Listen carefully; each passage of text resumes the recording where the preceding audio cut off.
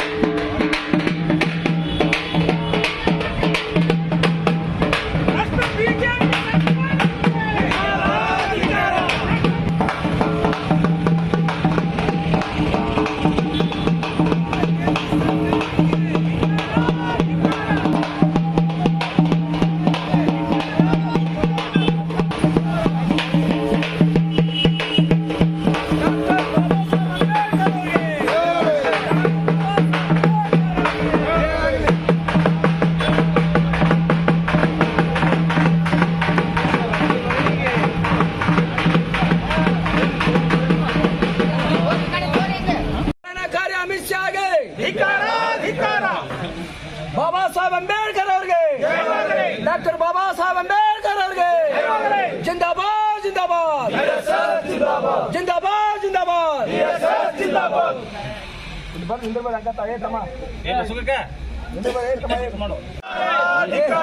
ಕೇಂದ್ರ ಬಿಜೆಪಿ ಸರ್ಕಾರಕ್ಕೆ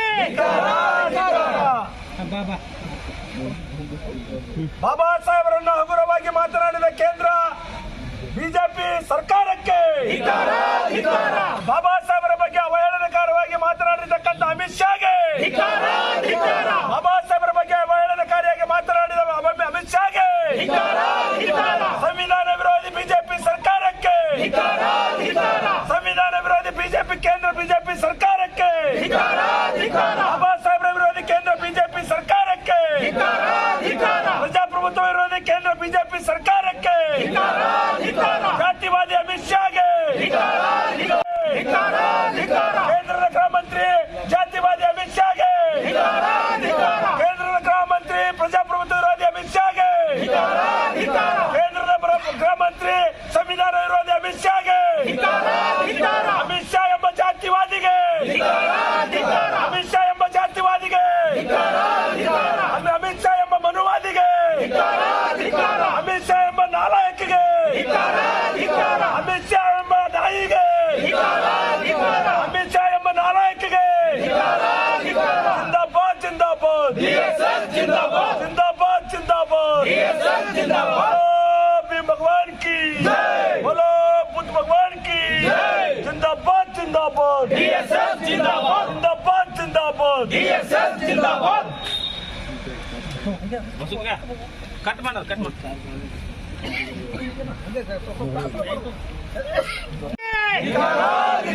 ಕೇಂದ್ರ ಬಿಜೆಪಿ ಸರ್ಕಾರಕ್ಕೆ ಕೋಮುವಾದಿ ಬಿಜೆಪಿ ಸರ್ಕಾರಕ್ಕೆ ಜಾತಿವಾದಿ ಬಿಜೆಪಿ ಸರ್ಕಾರಕ್ಕೆ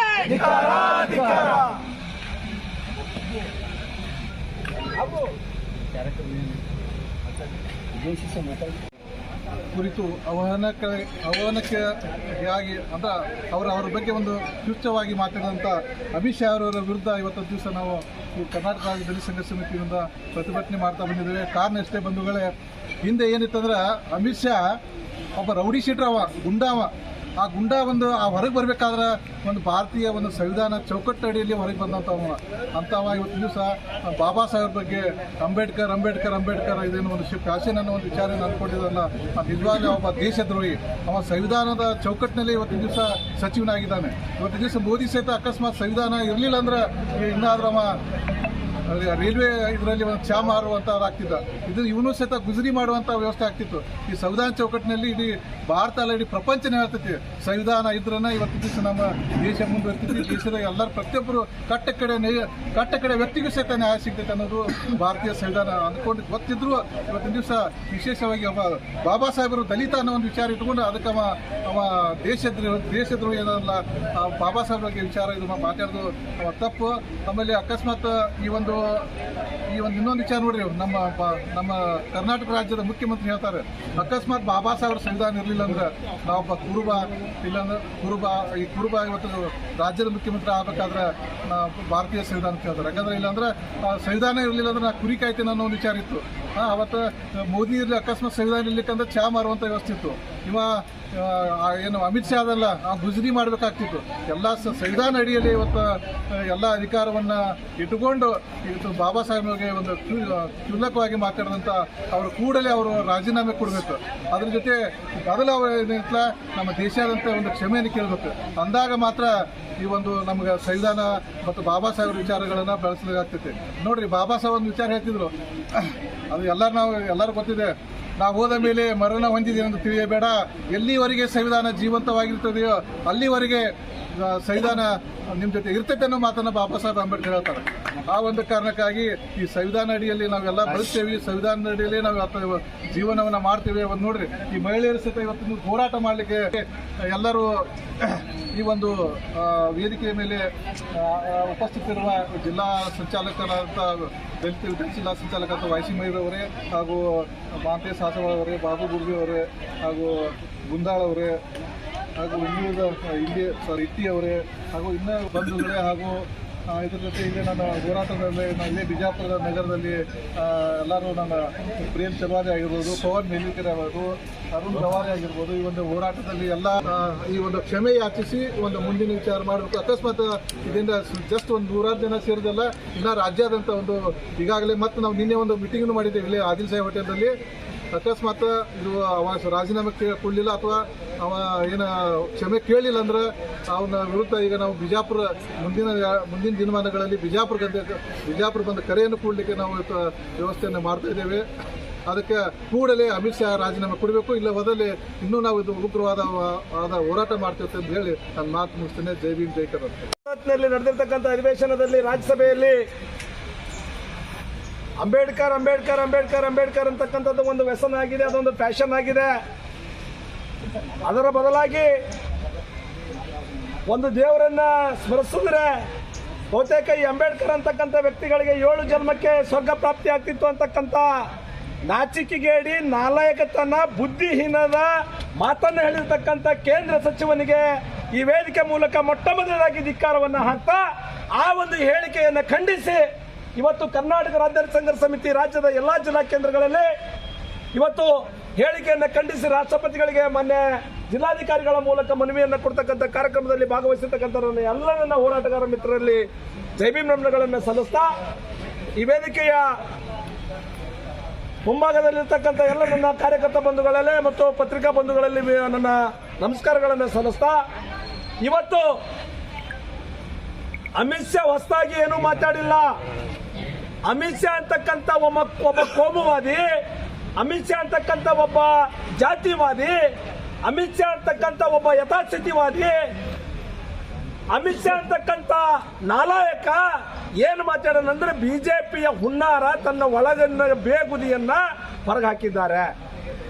ಅವರಿಗೆ ಈ ವೇದಿಕೆ ಮೂಲಕ ನಾನು ಚಾಲೆಂಜ್ ಮಾಡ್ತಾ ಇದ್ದೀನಿ. ಬಾಬಾ ಸಾಹೇಬರಿಗೆ ಹೆಸರನ್ನು ತಗೊಳ್ತಕ್ಕಂಥ, ಬಾಬಾ ಸಾಹೇಬ್ರ ಬಗ್ಗೆ ಮಾತಾಡತಕ್ಕಂಥ ಒಂದು ಯೋಗ್ಯತೆ ಇಲ್ಲದೆ ಇರ್ತಕ್ಕಂಥ ವ್ಯಕ್ತಿ ನೀನು. ಬಾಬಾ ಸಾಹೇಬ್ರ ಹೆಸರು ಅನ್ನೋದ್ರಿಂದ ಪ್ಯಾಷನ್ ಅಂತ ಹೇಳ್ತಿದ್ದಿಲ್ಲ, ಬಾಬಾ ಸಾಹೇಬ್ರು ಬರೆದಿರ್ತಕ್ಕಂಥ ಸಂವಿಧಾನದೊಳಗೆ ಇದ್ದೀನಿ ಅಂತಕ್ಕಂಥದ್ದು ಅರ್ಥ ಮಾಡ್ಕೋಬೇಕು. ಬಾಬಾ ಸಾಹೇಬರು ಈ ದೇಶದ ಸಕಲ ಜೀವಿಗಳು ಒಂದಾಗಿ ಬದುಕಬೇಕು ಅಂತಕ್ಕಂಥ ವ್ಯವಸ್ಥೆಯನ್ನು ಕೊಟ್ಟಿದ್ದಾರೆ. ಬಾಬಾ ಸಾಹೇಬರು ಸರ್ವ ಜನಾಂಗನು ಕೂಡ ಒಂದಾಗಿ ಬದುಕಬೇಕು ಅಂತಕ್ಕಂಥ ವ್ಯವಸ್ಥೆಯನ್ನು ಕೊಟ್ಟಿದ್ದಾರೆ. ಈ ದೇಶದ ಸಜೀವ ಮತ್ತು ನಿರ್ಜೀವ ವಸ್ತುಗಳಿಗೆ ಕಾನೂನು ಬರೆದಿಟ್ಟಿದ್ದಾರೆ ಬಾಬಾ ಸಾಹೇಬರು. ಆ ಕಾರಣಕ್ಕಾಗಿ ಬಾಬಾ ಸಾಹೇಬರು ಕೇವಲ ಒಂದು ದಿನ ನೆನೆಸೋದಲ್ಲ, ಪ್ರತಿ ಕ್ಷಣನೂ ಕೂಡ ನೆನೆಸ್ತೀವಿ. ಪ್ರತಿ ಕ್ಷಣ ಅಲ್ಲ, ಪ್ರತಿ ಉಸಿರಾಟದಲ್ಲೂ ಬಾಬಾ ಸಾಹೇಬರು ಇದ್ದಾರೆ. ಅದನ್ನು ಕೇಳಕ್ಕ ನೀನ್ ಯಾವನ್ನೋ ನಾಲಾಯಕ ಅಂತಕ್ಕಂಥ ಪ್ರಶ್ನೆ ಇವತ್ತು ಸಂಘರ್ಷ ಸಮಿತಿ ಮಾಡ್ತಾ ಇದೆ. ಈ ದೇಶದ 140 ಕೋಟಿ ಜನಸಂಖ್ಯೆಯ ಉಸಿರು ಬಾಬಾ ಸಾಹೇಬರು. ಇವತ್ತಿನ ದಿನ ಇವತ್ತು ಮಹಿಳೆಯರಿದ್ದಾರೆ, ಇವತ್ತು ಹೋರಾಟ ಮಾಡ್ತಾ ಇದ್ದಾರೆ, ಇವತ್ತು ತಮಗೆ ಬೇಕಾಗಿರ್ತಕ್ಕಂಥ ಜೀವನ ನಡೆಸ್ತಾ ಇದ್ದಾರೆ ಅಂತಂದ್ರೆ ನಿನ್ನ ದೇವರುಗಳು ಕಾರಣ ಅಲ್ಲ ಅಮಿತ್ ಶಾ, ನಿನ್ನ ದೇವರು ಕಾರಣ ಅಲ್ಲ. ನಿನ್ನಲ್ಲಿರ್ತಕ್ಕಂಥ ಅಂಧ ಕಾನೂನು ಕಾರಣ ಅಲ್ಲ, ನಿನ್ನ ಮೂಢನಂಬಿಕೆ ಕಾರಣ ಅಲ್ಲ. ಡಾಕ್ಟರ್ ಬಾಬಾ ಸಾಹೇಬ್ ಅವರು ಕೊಟ್ಟಿರ್ತಕ್ಕಂಥ ಸಂವಿಧಾನದಿಂದಾಗಿ ಇವತ್ತು ನನ್ನ ತಾಯಂದಿರು ಹೋರಾಟ ಮಾಡ್ತಾ ಇದ್ದಾರೆ ಅಂತಕ್ಕಂಥದ್ದು ಅರ್ಥ ಮಾಡ್ಕೋಬೇಕು. ನಿನ್ನ ನಾಯಕತನಕ್ಕೆ ಧಿಕ್ಕಾರ ಅಂತಕ್ಕಂಥ ಮಾತು ಕೂಡ ವೇದಿಕೆ ಮೂಲಕ ನಾನು ಹೇಳಿಕೆ ಬಯಸ್ತೇನೆ. ಆದ್ರೆ ನಿನ್ನ ದೇವ್ರು ಏನ್ ಮಾಡಿತ್ತು? ನಿನ್ನ ಸ್ವರ್ಗ ಪ್ರಾಪ್ತಿ ಅಂತ ಹೇಳಿ ಏನು ಹೇಳ್ತಿದೆಯಲ್ಲ, ನಿನ್ನ ದೇವರು ಏನು ಮಾಡಿತ್ತು ಮಹಿಳೆಯರಿಗೆ ಅನ್ನೋದು ನಾನು ವೇದಿಕೆ ಮೂಲಕ ಜೀವಂತ ನಿದರ್ಶನ ಕೊಡ್ತೀನಿ. ಗಂಡ ಸತ್ರ ಉರಿಯುವ ಚಿತೆ ಒಳಗ ಜೀವಂತ ಸಜೀವದಾನ ಮಾಡ್ತಕ್ಕಂಥ ಪದ್ಧತಿ ಹೇಳ್ತಾ ಇತ್ತು ನಿನ್ನ ಧರ್ಮಶಾಸ್ತ್ರ, ನಿನ್ನ ಧರ್ಮ. ಆದ್ರೆ ಅದೇ ಗಂಡ ಸತ್ತಿರ್ತಕ್ಕಂಥ ಹೆಣ್ಮಗಳು ಇವತ್ತು ಸ್ವಾಭಿಮಾನದಿಂದ ಜೀವನ ಕಟ್ಕೋಬೇಕು ಅಂತಕ್ಕಂಥ ಜೀವನ ದಾರಿ ತೋರಿಸಿರ್ತಕ್ಕಂಥ ಈ ಭಾರತ ದೇಶದ ತಂದೆ ಅಂಬೇಡ್ಕರ್ ಅಂತಕ್ಕಂಥದ್ದು ನಾವು ಮರೆಯುವುದಿಲ್ಲ. ಹಾಗಾಗಿ ನೀನು ಅಂಬೇಡ್ಕರ್ ಅಂತಂದ್ರೆ ನಿನಗೇನು ಉರಿತದ? ನಿನಗೆ ಉರಿತದ? ನಿನಗೆ ನೋವಾಗ್ತದ? ನಿನಗಾಗುದಲ್ಲ. ಬಿಜೆಪಿ ಸಂಸ್ಕೃತಿ ಅದು. ಕಳೆದ ಕೆಲವು ದಿನಗಳ ಹಿಂದೆ ಬಿಜೆಪಿ ದೆಹಲಿ ಒಳಗ ಜಂತರ್ ಮಂತರ್ನೊಳಗ ಸಂವಿಧಾನದ ಪ್ರತಿ ಸುಟ್ಟು ಅದು ನಮಗೆ ಸರಿ ಇಲ್ಲ ಸಂವಿಧಾನ ಅಂತಕ್ಕಂಥ ವಿಚಾರ ಮಾಡಿದ್ರಿ. ಹಾಗೇನೆ ಯಾವುದೋ ಅನಂತಕುಮಾರ್ ಹೆಗಡೆ ಅಂತಕ್ಕಂಥ ಒಬ್ಬ ಸಂಸದ ನಾವು ಬಂದಿದ್ದೆ ಸಂವಿಧಾನ ಬದಲಾವಣೆ ಮಾಡ್ಲಕ್ಕ ಅಂತ ಹೇಳಿದ್ರಿ. ಆಗಾಗ ನಿಮ್ಮ ಒಳಗಿನ ಹುನ್ನಾರ ತೆಗಿತಾ ಇದ್ದೀರಿ. ಇದಕ್ಕಿಂತ ಮುಂಚೆನೆ ನಿಮ್ಮ RSSಗರು ಸಂವಿಧಾನ ಬರೀತಕ್ಕಂಥ ಸಂದರ್ಭದಲ್ಲಿ ಬಾಬಾ ಸಾಹೇಬ್ರ ವಿಚಾರದಲ್ಲಿ ಬಹಳಷ್ಟು ನೀವು ತೊಂದರೆ ಮಾಡಿದ್ರಿ. ಈ ಸಂವಿಧಾನ ಒಪ್ಕೊಳ್ಳಲ್ಲ ಅಂತ ಹೇಳಿದ್ರಿ, ಅದನ್ನು ನೀವು ಹೇಳಲಿಕ್ಕೆ ಬಂದಿದ್ದೀರಿ. ಆದರೆ ಆ ಸಂವಿಧಾನದ ಮೂಲಕ ನೀವು ಸಂಸತ್ನಲ್ಲಿದ್ದೀರಿ. ಸಂಸತ್ನಲ್ಲಿದ್ದು ಸಂಸತ್ತಿಗೆ ಘನತೆ ಮತ್ತು ಗೌರವ ತಕ್ಕಂಗೆ ಮಾತಾಡಬೇಕು. ಅದನ್ನು ಬಿಟ್ಟು ದೇಶ ವಿರೋಧಿ ಚಟುವಟಿಕೆ ಆಗಿರಬಹುದು, ದೇಶ ವಿರೋಧಿ ಹೇಳಿಕೆಯನ್ನು ಕೊಟ್ಟಿರ್ತಕ್ಕಂಥ ನಿನಗೆ ಮುಂದಿನ ದಿನಮಾನಗಳಲ್ಲಿ ಈ ದೇಶದ ಪ್ರಜ್ಞಾವಂತ ನಾಗರಿಕರು ನಿನಗೆ ಪಾಠ ಕಲಿಸ್ತೀವಿ ಅಂತಕ್ಕಂಥ ಮಾತನ್ನ ವೇದಿಕೆ ಮೂಲಕ ನಾವು ಹೇಳ್ತೇವೆ. ಹಾಗಾಗಿ ನರೇಂದ್ರ ಮೋದಿ ಅವರಿಗೆ ಈ ವೇದಿಕೆ ಮೂಲಕ ನಾನು ಮನವರಿಕೆ ಮಾಡಿಕೊಳ್ಳಲಿಕ್ಕೆ ಬಯಸ್ತಾ ಇದ್ದೀನಿ. ನೀವು ಇಲ್ಲ ಸಲ್ಲದ ಆರೋಪಗಳನ್ನು ಮಾಡ್ಕೊಳ್ಳೋದು ಏನು, ಬಾಬಾ ಸಾಹೇಬ್ರು ಅವರು ವಿಷ ಕುಡಿದ್ರು, ನಮಗೆ ಅಮೃತ ಕೊಟ್ಟರು, ಒಳ್ಳೆ ಸಂವಿಧಾನ ಕೊಟ್ಟರು ಅಂತೇಳಿ ಒಂದು ಕಡೆ ಹೇಳ್ತೀರಿ. ನರೇಂದ್ರ ಮೋದಿ ಅವರು ಹೇಳ್ತೀರಿ ಒಂದು ಕಡೆ. ನರೇಂದ್ರ ಮೋದಿ ಅವರು ಸಂಸತ್ನಲ್ಲಿ ಆಯ್ಕೆಯಾಗಿ ಪ್ರಧಾನಮಂತ್ರಿಯಾಗಿ ಪ್ರಮಾಣ ವಚನ ಸ್ವೀಕಾರ ಮಾಡ್ಕೊಳ್ತಕ್ಕಂಥ ಸಂದರ್ಭದಲ್ಲಿ ಸಂವಿಧಾನ ಹಣಿಗಚ್ಕೊಂಡು ಈ ಸಂವಿಧಾನದಿಂದಲೇ ನಾನು ಪ್ರಧಾನಮಂತ್ರಿಯಾಗಿನೇ, ಇಲ್ಲಾಂದ್ರೆ ಚಾ ಮಾಡ್ತಿದ್ದೆ ಅಂತೇಳಿ ಒಂದು ಕಡೆ ಹೇಳ್ತೀರಿ. ಮತ್ತೊಂದು ಕಡೆ ಹೇಳ್ತೀರಿ ಸಂವಿಧಾನ ಒಂದು ಅದ್ಭುತವಾಗಿರ್ತಕ್ಕಂಥ ದಾಖಲೆ ಅದು ನಮ್ಮದು ಅಂತೇಳಿ ಹೇಳ್ತೀರಿ. ಇಷ್ಟೆಲ್ಲ ಒಂದು ಕಡೆ ಹೇಳ್ತೀರಿ. ನಿಮ್ಮ ಹಿಂದೆ ಇರ್ತಕ್ಕಂಥ ನಿಮ್ಮ ನಾಯಿಗಳಿಗೆ, ನಿಮ್ಮ ಬಾಲಗಸಿಗಳಿಗೆ ಹೇಳಿ ಚೂ ಬಿಡ್ತೀರಿ. ಏನಂತ? ಬಾಬಾ ಸಾಹೇಬ್ರ ಬಗ್ಗೆ ಹಗುರವಾಗಿ ಮಾತಾಡಲಿಕ್ಕೆ ಚೂ ಬಿಡ್ತೀರಿ. ಏನಂತ? ಸಂವಿಧಾನದ ಬಗ್ಗೆ ಹಗುರವಾಗಿ ಮಾತಾಡಲಿಕ್ಕೆ ಚೂ ಬಿಡ್ತೀರಿ. ಹಾಗಾಗಿ ಇದನ್ನ ನಾವು ಯಾವತ್ತೂ ಸಹಿಸಿಕೊಳ್ಳುವುದಿಲ್ಲ. ನಿಮ್ಮ ಕೈಯಾಗಿರ್ಬೋದು ಅಧಿಕಾರ, ನಿಮ್ಮ ಕೈಯಲ್ಲಿ ಕೇಂದ್ರ ಸರ್ಕಾರ ಇರಬಹುದು, ಕಾನೂನು ಇರಬಹುದು, ಆದ್ರೆ ಸ್ವಾಭಿಮಾನ ಅಂತಕ್ಕಂಥ ಈ ದೇಶದಲ್ಲಿ ಬಿತ್ತಿರ್ತಕ್ಕಂಥ ತಂದೆ ಡಾಕ್ಟರ್ ಬಾಬಾ ಸಾಹೇಬ್ ಅಂಬೇಡ್ಕರ್ ನಾವು ಹೋರಾಟ ಮಾಡಿ ನಮ್ಮ ನ್ಯಾಯವನ್ನು ಪಡ್ಕೋತೀವಿ ಅಂತಕ್ಕಂಥ ವಿಚಾರ ವೇದಿಕೆ ಮೂಲಕ ನಾನು ಹೇಳ್ತಾ ಇದ್ದೀನಿ, ಆಗ್ರಹ ಮಾಡ್ತಾ ಇದ್ದೀನಿ. ಅಮಿತ್ ಶಾ ಅಂತಕ್ಕಂಥ ಒಬ್ಬ ಜಾತಿವಾದಿಗೆ ನಾನು ಆಗ್ರಹ ಮಾಡ್ತಾ ಇದ್ದೀನಿ. ಏನು ಅಂತಂದ್ರೆ, ನೀನು ಅಂದಿರ್ತಕ್ಕಂಥದ್ದು ತಪ್ಪು. ಸಂವಿಧಾನ ಬಾಹಿರವಾಗಿರ್ತಕ್ಕಂಥ ಹೇಳಿಕೆ, ದೇಶ ವಿರೋಧಿ ಹೇಳಿಕೆ. ಬಾಬಾ ಸಾಹೇಬ್ರ ಬಗ್ಗೆ ಮಾತಾಡ್ತೀನಿ ಅವಹೇಳನವಾಗಿ ಅಂತಂದ್ರೆ ನೀನು ದೇಶದ ಬಗ್ಗೆ ಮಾತಾಡ್ದಂಗೆನೆ. ಹಾಗಾಗಿ ನೀನು ಮಾತಾಡಿರ್ತಕ್ಕಂಥ ದೇಶ ವಿರೋಧಿ ಹೇಳಿಕೆಗೆ ಬಹಿರಂಗವಾಗಿ ಕ್ಷಮೆ ಯಾಚಿಸಬೇಕು. ಅದರೊಟ್ಟಿಗೆ ಅಮಿತ್ ಶಾಗೆ ಕೇಂದ್ರ ಸ್ಥಾನದಿಂದ ಕೇಂದ್ರ ಸಚಿವ ಸ್ಥಾನಕ್ಕೆ ರಾಜೀನಾಮೆ ನೀಡಬೇಕು. ಅಮಿತ್ ಶಾ ನಿನ್ನಲ್ಲಿ ನೈತಿಕತೆ ಇದ್ದರೆ, ಇಲ್ಲದೆ ಇದ್ರ ಮೋದಿ ಅವ್ರ ಬತ್ತಾಕ ನೈತಿಕತೆ ಇದ್ರ ಅಮಿತ್ ಶಾಗ ವಾದ್ದು ಸೀಟ್ನಿಂದ ಇಳಿಸ್ತಕ್ಕಂಥ ಕೆಲಸ ಮಾಡಬೇಕು ಅಂತಕ್ಕಂಥ ಆಗ್ರಹ ಮಾಡ್ತಿದ್ದೀನಿ. ಅಮಿತ್ ಶಾಗೆ ಇಳಿಸಬೇಕು. ಇದು ಎರಡೂ ಆಗಲಿಲ್ಲ, ಕಾನೂನ್ದಾಗ ದೊಡ್ಡ ಶಕ್ತಿ ಅದ. ಈ ದೇಶದ ಸಂವಿಧಾನವನ್ನು ಕಾಪಾಡ್ತಕ್ಕಂಥ ಒಂದು ವ್ಯವಸ್ಥೆ ಈ ರಾಷ್ಟ್ರದ ರಾಷ್ಟ್ರಪತಿಗಳಿಗಿದೆ. ರಾಷ್ಟ್ರಪತಿಗಳು ಇದರಲ್ಲಿ ಹಸ್ತಕ್ಷೇಪ ಮಾಡುವುದರ ಜೊತೆಗೆ ಇಲ್ಲಿ ಕಾನೂನು ಸುವ್ಯವಸ್ಥೆ ಹದಗೆಡಲಿಕ್ಕೆ ಕೋಮುಗಳ ಮಧ್ಯೆ ಗಲಾಟೆ ಎಬ್ಬಿಸಲಿಕ್ಕೆ ರಾಷ್ಟ್ರ ನಾಯಕರನ್ನ ಅವಮಾನ ಮಾಡತಕ್ಕಂತ ಇಂಥ ಜಾತಿವಾದಿ ಕೋಮುವಾದಿ ಅಮಿತ್ ಶಾ ಅಂತವರನ್ನ ಇವರನ್ನ ಸಮರ್ಥನೆ ಮಾಡ್ಕೊಳ್ತಕ್ಕಂಥ ಮೋದಿ ಅಂತವರನ್ನ ವಜಾಗೊಳಿಸ್ತಕ್ಕಂಥ ಕೆಲಸ ರಾಷ್ಟ್ರಪತಿಗಳು ಮಾಡಬೇಕು ಅಂತೇಳಿ ಈ ವೇದಿಕೆ ಮೂಲಕ ನಾನು ಆಗ್ರಹ ಮಾಡ್ತಾ ಇದ್ದೀನಿ. ಹೀಗೆ ತಪ್ಪದು ಬಂಡೆದ್ದರೆ ಗೆಲುವು ನಮ್ಮದು ಅಂತಕ್ಕಂಥ ಮಾತಿನ ಮೇಲೆ ಅಚಲವಾಗಿರ್ತಕ್ಕಂಥ ನಂಬಿಕೆ ಇಟ್ಟವರು ನಾವುಗಳು ಬಾಬಾ ಸಾಹೇಬ್ರ ವಿಚಾರದ ಮೇಲೆ. ಹಾಗಾಗಿ ನಾವು ಸುಮ್ಮನೆ ಕೂಡ್ತೀವಿ ಅಂತ ಹೇಳಿ ತಿಳ್ಕೊಬೇಡ್ರಿ ಜಾತಿವಾದಿಗಳಿಗೆ. ಅಮಿತ್ ಶಾ ಹೇಳ್ತಾ ಇದ್ದೀನಿ, ಅಮಿತ್ ಶಾ ನೀನು ಬದುಕಿದ್ದಿ, ನೀನು ಬಾಳ್ತಾ ಇದ್ದೀನಿ, ನೀನು ಉಡ್ತಕ್ಕಂಥ ಬಟ್ಟೆ, ತೊಡ್ತಕ್ಕಂಥ ಬಟ್ಟೆ, ನೀನು ತಿಂತಕ್ಕಂಥ ಅನ್ನ, ಅರಿವು ಎಲ್ಲನೂ ಕೂಡ ಅಂಬೇಡ್ಕರ್ ಕೊಟ್ಟಿರ್ತಕ್ಕಂಥ ಭಿಕ್ಷೆ ಅಂತಕ್ಕಂಥದ್ದನ್ನ ಮರಿಬೇಡ ಅಂತಕ್ಕಂಥ ಮಾತನ್ನು ಈ ವೇದಿಕೆ ಮೂಲಕ ನಾನು ಹೇಳಲಿಕ್ಕೆ ಬಯಸ್ತೇನೆ. ಹಾಗಾಗಿ ಬಾಬಾ ಸಾಹೇಬರ ಮಾತಾಡ್ತಾರೆ, ಬಾಬಾ ಸಾಹೇಬರ ಬಗ್ಗೆ ಪದೇ ಪದೇ ಅವಹೇಳನ ಆಗ್ತಕ್ಕಂಥ ವಿಚಾರ ನಾವು ಕಾಣ್ತಾ ಇದ್ದೀವಿ. ಹಾಗಾಗಿ ಬಿಜೆಪಿ ಸರ್ಕಾರ ಕೇಂದ್ರದಲ್ಲಿ ಅಧಿಕಾರಕ್ಕೆ ಬಂದಾಗಿನಿಂದ ಮಹಿಳೆಯರ ಮೇಲೆ, ಮಕ್ಕಳ ಮೇಲೆ, ದಲಿತರ ಮೇಲೆ, ದೀನರ ಮೇಲೆ, ದುರ್ಬಲರ ಮೇಲೆ ದೌರ್ಜನ್ಯಗಳು ಹೆಚ್ಚಿಗೆ ಆಗ್ತಾ ಇವೆ. ನೋಡಿದೀವಿ ಮಣಿಪುರ ಘಟನೆ ಏನಾಗಿದೆ, ಮಣಿಪುರದಲ್ಲಿ ಮಹಿಳೆಯರಿಗೆ ಯಾವ ರೀತಿ ಅತ್ಯಾಚಾರ ಮಾಡ್ತಾ ಇದ್ದೀರ ಅನ್ನೋದು. ಅದರ ಬಗ್ಗೆ ಮಾತಾಡೋ ಪುಣ್ಯಾತ್ಮ ನಿನ್ನ ತಾಯಿ ಹಾಲು ಕುಡ್ದವಾಗಿದ್ದೆ ತಂದ್ರೆ. ಆ ಕಾರಣಕ್ಕಾಗಿ ನಾನು ನಿನಗೆ ಗೌರವದಿಂದ ಹೇಳಲಿಕ್ಕೆ ಬಯಸ್ತಾ ಇದ್ದೀನಿ, ಬಹಿರಂಗವಾಗಿ ಕ್ಷಮೆ ಕೇಳಬೇಕು.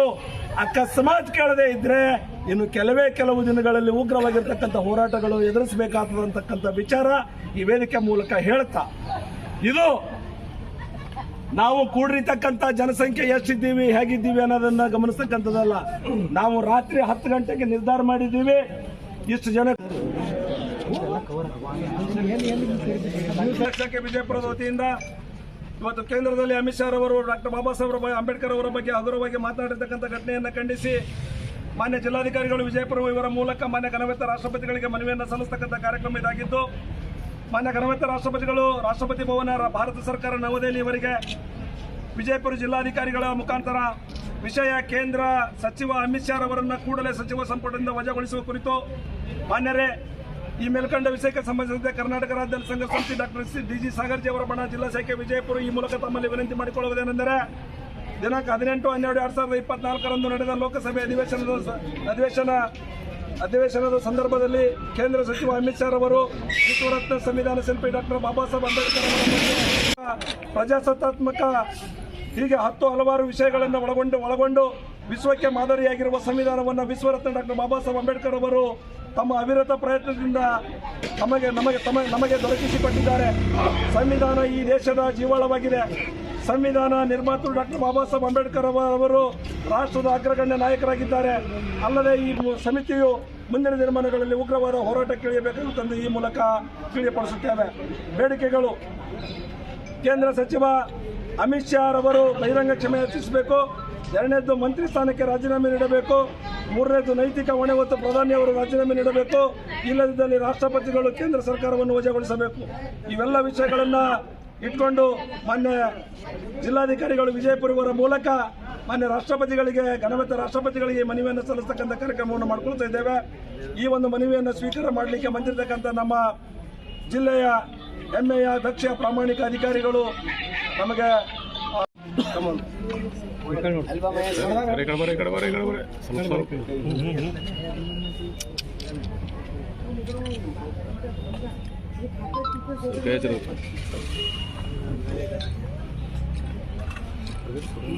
ಓಕೆ ಸರ್ ವೇದಿಕೆಯನ್ನು ಉದ್ದೇಶಿಸಿ ಮಾನ್ಯ